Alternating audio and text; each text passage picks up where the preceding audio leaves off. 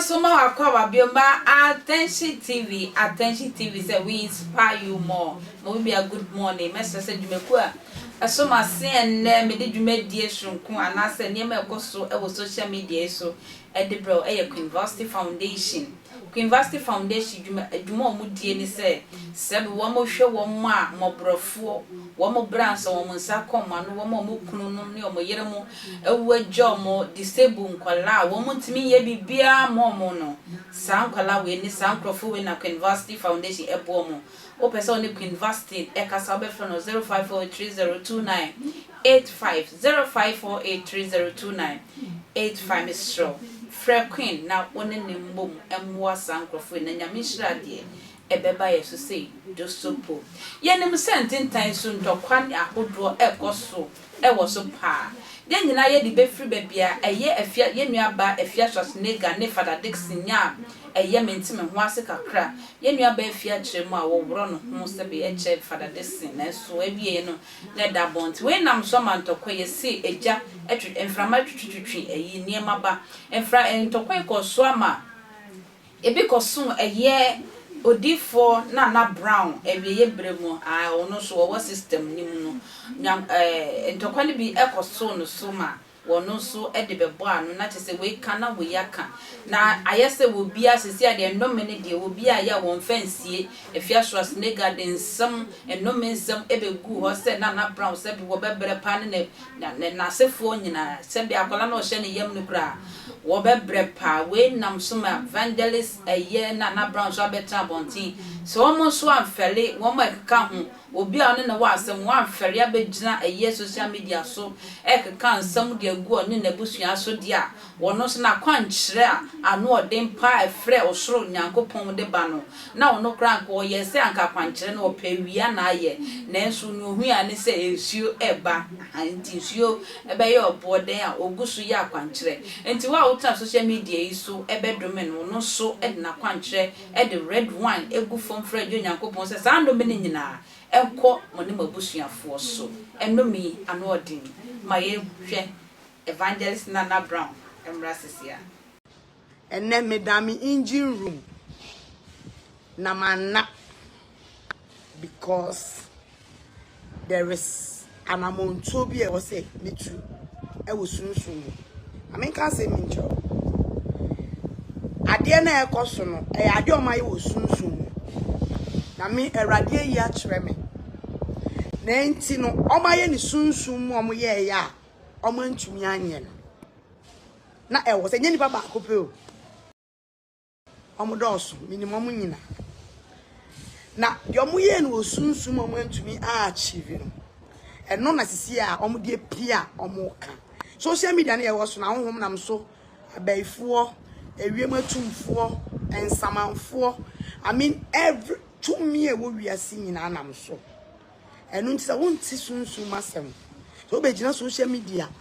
ebe to on na ho den asa because on to me nye nti no beton me ama honhom ai wo wiase that is the cause so as I say anamontu no me mu se da me sinka no ye cause bia omo ye nti no ono aye omo ye wo sunsum emfa eno omo ye wo omo to emfa nti e was say osama me pa wiase so ti say oba obi life so me nim sunsum ni ama nti nyama bi wo ho a owe kasa den na wo so wonye ni sunsum da bi bebi akekere aboa no e ho na esane no ye wi akire de no de eye me nim nyankopon asem so what mase enu nti no sa na tie nti social media no we beka nsem bi you need to come and declare tina be hu so asofo be pray obi ya no gina no no so aka no sunsun ni ama wa wonti ase adade na oye wo social media na nipa no be cancel money social media na nipa no be domain no social media na ye kro ahonhom abosoma saman obi a wo hobi tabusiafo dora odro na mi sha so abaso abusiafo mami nkoma nim so foko Psalm 109 verse 1. Or see, my young coupon. My young couple. Emwa Emwa na abonefo ne nkontompofo abua wona no atiame abonefo ene nkontompofo pejo ma no atia ame wode tetrema trofo keka me ho nsem wode tetrema trofo ekeka me ho nsem na wode nitasem atwa me ho ahia wode ni tan sema otan atwa me ho ahia na wone me di akokwa ko watame de sha me do anam what time me e de sha me do anam na me de empire na mebo adwa empire na mebo yes me empire na mebo me ni obia me ni agbalagba me ni edro me ni mponi yes me ni bebia empire any makwanchira na meye once I start showing it that's the sign of power yanko na wode bone shame papa na mu na wode bone shame papa na mu na wotimi de me shame do anamu na wotimi de shame do say am ncho bibi there is power onim say na me peria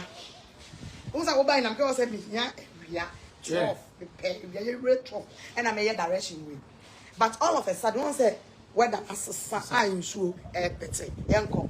fa bone si ni so erade fa bone si won nyina wo so na ma say ta enyina ni nifa na ma bon sam say on china omunimfa ubu na atan a erade say ubu o matan a mani nifo erade mo nifo na mani mpa won na ne bone erade mo mpa po safo na wo ma sori me so epe me ene me on born child moja no no erade say ubu o matan a mo nifo yenko mani na ensa mo na ensa say no mo pese me me nesa cash me kan wo mo men pini obi wuo minim ni pabo men pe obi seye men pompa yese obi enwunya ne mba da bi but wo pe me bone wo pe mo wuo wo pe me oseye opese me maye wo yenya ka me maye mobo erade kan hon mame ose mani na ensa ma won sankrofo no omo na ensa ma won na ensa wasasi so yanko na ne hwe aduma no na wodi amen e ta chiri na ne hwe aduma no na ne hwe aduma ma obi mfa omo bre o ma bre obi me fa na kwa yanko ne manya awisia everybody say na wo pese me ma any innocent child we oye oyisia no erade ma enye saa wo maso yes na me yere enna na akunafo erade so wo kuna ni kunu nye ekuna ni yes so mo wo kuna omo kunu mo enye ekunafo yakọ na ne manchini esrasrade omo mama mo chinchin no mo sresre no mo nya mopo na won free one amanfo so enkohwehwe aduane na won fi amanfo so je say won nya mobaa amado mu bedi kura no wo mu nya bi ni kura we se be ye mu beduni e ya sempi e kwentwa na mbeso na bi makra